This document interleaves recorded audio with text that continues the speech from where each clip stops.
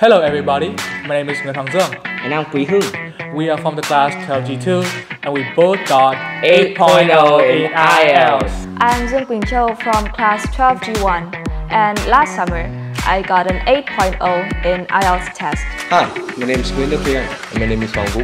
We're from class 12U1 and we've just achieved an 8.0 in IELTS. And we are here To answer the most common questions About IELTS.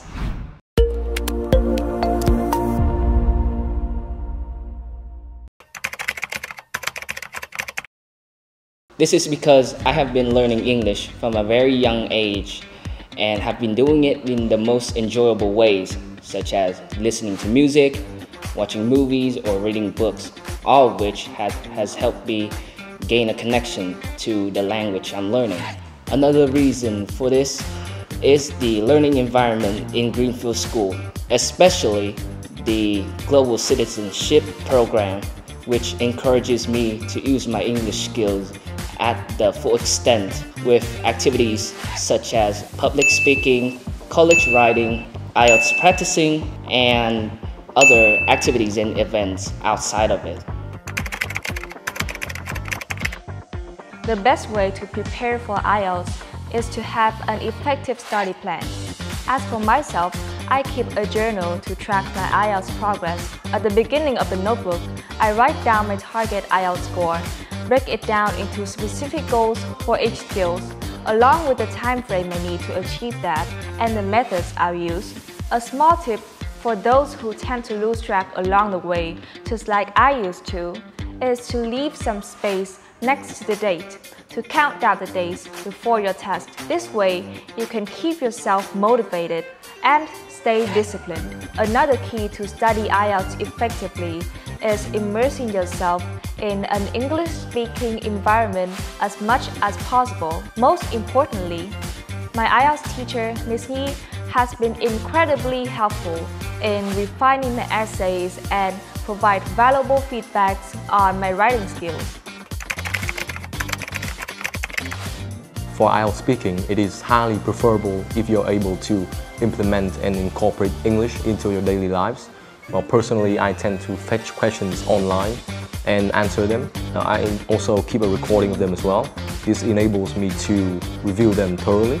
Greenfield School has also given us a lot of chances to partake in activities that would hone our English skills, such as debates or presentations in English. Regardless, my best tip for the speaking section is to treat this not as a formal test, but rather a simple conversation with the examiner. So even if you're not able to think up of any complex or over-the-top vocabulary or grammar structures, as long as your flow is not disrupted and basic mistakes are minimized, you should still receive a relatively high score. When I first prepared for the IELTS reading test, I quickly realized that reading every single word is a waste of time. Instead of doing that, I learned to skim for main ideas and scan the questions for keywords. Also, I set up a rule for myself: 20 minutes per section, no exceptions. If I got stuck on a question, I will move on and came back later. Moreover, highlighting keywords and predicting answers before searching make the test much easier. Most importantly, I learned that practicing under time pressure helped me get better at the test and make me feel much more confident. In addition, I also practice weekly with IELTS practice test and Mindset for IELTS, which is freely available for all students at Greenfield School. The first thing you need to do is to understand IELTS writing correctly. One key mindset that shaped how I approach every essay came from the YouTube channel IELTS Advantage. The channel's owner, also known as a former IELTS examiner, Chris Bell, always emphasized that this is a writing test, not a vocabulary test. So using a lot of advanced vocabulary doesn't warranty a high score. Instead, what truly matters is how well you transfer your thoughts onto the paper logically. In my own test, I didn't use a lot of big words, but I always make sure that my arguments were clear and well structured. So the key takeaway here is instead of focusing on fancy words, prioritize clarity, logical flow, and directly address the question. IELTS listening is perhaps the easiest out of all 4 parts. That's why it is incredibly crucial to earn a 9.0. My tip is to integrate English into your life. What I did was watch English videos, listen to English music, or also podcasts. However, they don't need to be formal and educated videos. Just watch the contents that you like. The main objective here is to familiarize yourself with the native English language with different voices and accents. As for the test itself, you can prepare yourself by doing tasks of different topics. Skim through the questions before the audio plays.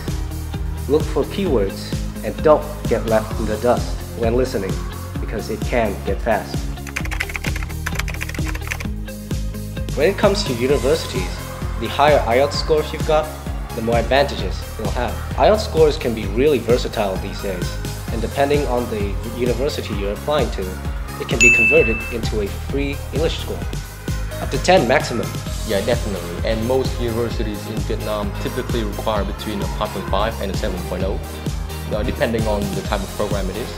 A high IELTS score can give applicants a competitive edge, increasing the chances of acceptance and giving them more doors to programs and scholarships alike. With 8.0 IELTS and GPA, both me and Vu gave Swinburne University a try and we both earned a 35% scholarship.